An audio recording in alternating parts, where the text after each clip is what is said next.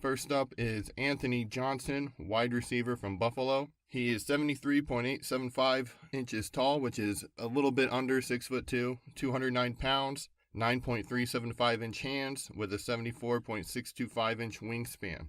He's 24.17 years old, which is one of the oldest wide receivers in this class, and that's because he was a redshirt senior.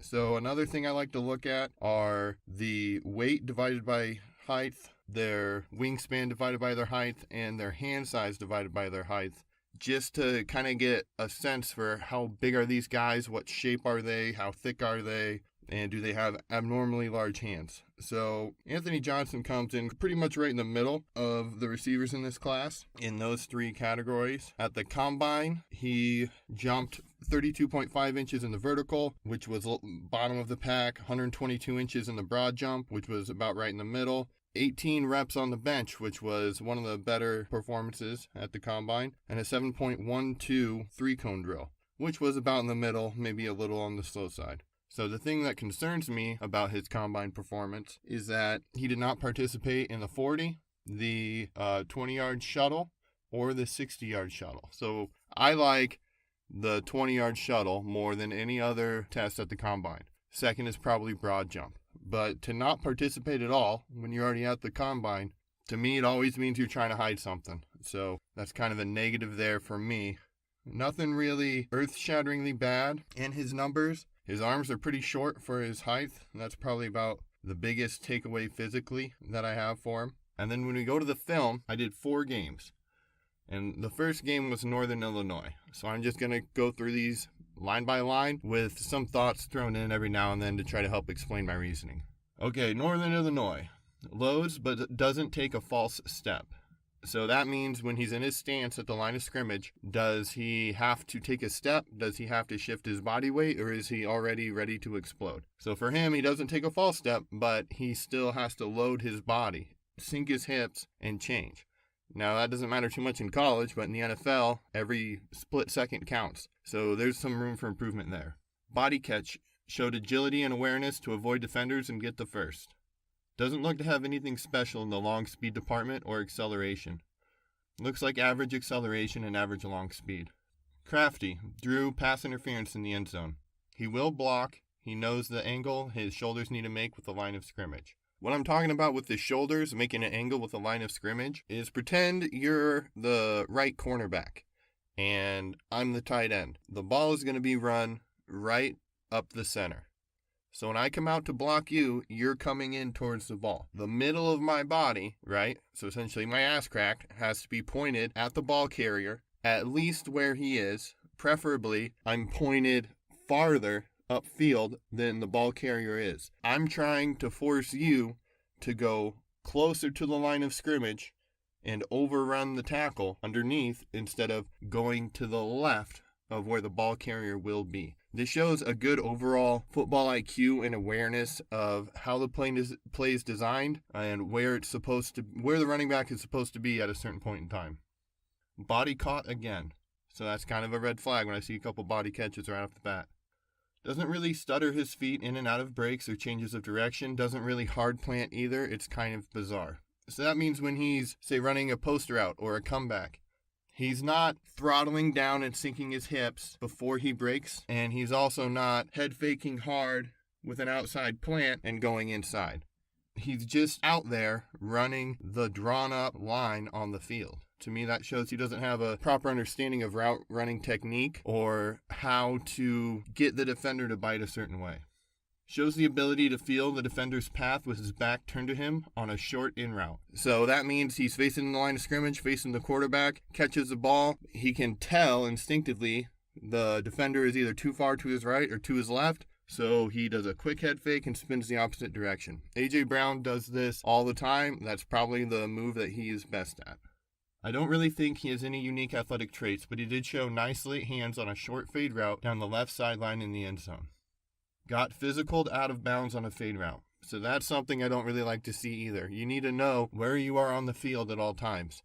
If you're getting pushed out of bounds on a fade route when you threw up 18 reps on the bench, There's really no excuse for that. That's either poor awareness of where the sideline is, poor understanding of how to run a proper route, or you just cannot functionally be strong on a football field. Good at using a sneaky little push-off at the top of route to gain separation. It does not look like he's getting separation with routes or athleticism. That's another extremely concerning thing to me. If in college, at Buffalo, and the teams Buffalo is playing, if you can't separate with route running, and you can't separate with athleticism, how on earth are you going to do that at the NFL level with much stronger, much more talented, much more technically sound defensive backs? Nice adjustment to the ball on a back shoulder, but body catches again have not seen one hand catch yet. So that red flag we were talking about earlier showing up again. Poor outside release, got rerouted, no fake inside, no burst in any of his routes. Showed a nice chop move on his outside release, came back to the ball but dropped it because he body catches. Definitely gets rerouted by physicality. He does not look very strong. This is why watching the film is so important. You look at the combine and he threw up 18 reps on the bench. Oh, that's awesome. He must be super strong. Then you watch him on the field and he's getting pushed around like crazy. That's because you have to have an anchor. You have to have your whole body deliver a line of force into the defender. If you don't understand that, or you haven't practiced it enough, that bench press does not matter one bit. Another body catch that he dropped. So to sum up this game, I'm not feeling too good about Anthony Johnson right now. Bunch of drops, bunch of body catches, not really seeing anything special athletically, not seeing anything special route running wise, not seeing anything special understanding play design other than one nice block. The second game I watched for Anthony Johnson was against Temple. Really bad at routes. Yikes. That's a bad way to start off the next game when you're looking for something to make yourself keep watching. For the first time, showed fast hands, fast feet, stutter stepping on the release. So that's good to see. That shows that he at least either can improve or knows how to do this, but just doesn't decide to do it most of the time. But that's the first time I've seen it.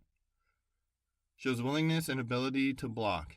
That's a good sign. NFL coaches want their wide receivers to be able to block. There's a whole different mentality from being a coach from being a wide receiver. Most wide receivers only care about getting the ball, care about themselves. The good wide receivers care about the team. They do what's necessary to help the team.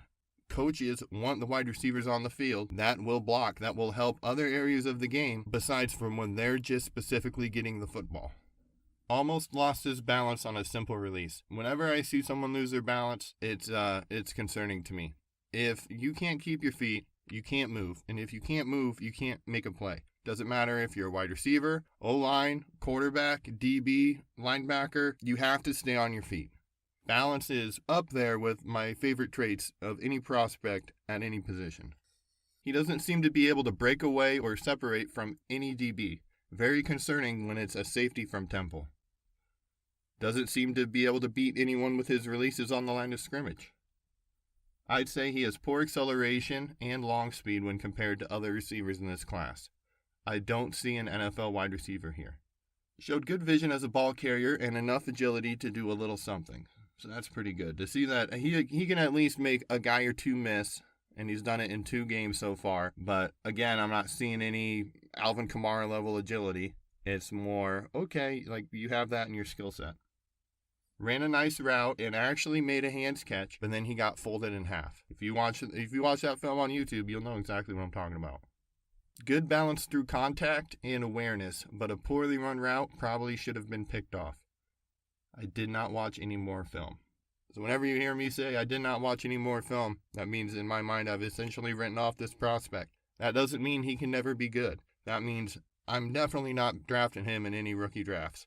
He could be someone that pops. Say he goes to the Dolphins or the Redskins or some other team that really needs receivers, and he gets the right coach and he gets the right mentality and things just start clicking for him. That's possible. It happens all the time. Last year, 3 people off the top of my head: Cedric Wilson for the Cowboys, Deion Kane for the Colts, and Jordan Lasley for the Ravens. They all had some good things. They all had some bad things. I didn't really target them in drafts. I didn't really see anything on the film that popped out to me. Then you start hearing this buzz. You can't dismiss that, but you can only make your decision based on the information you have available to you at the time. And right now, I'm just not seeing it with Anthony Johnson. He's in my tier 4 for a reason. I don't recommend drafting him in your rookie drafts. If you haven't watched all of his film, I don't even know why you'd select someone without having watched all of their film. But I see 80% of dynasty players do this every year in the late rounds. They read an article, boom, I'm selecting him. I love him.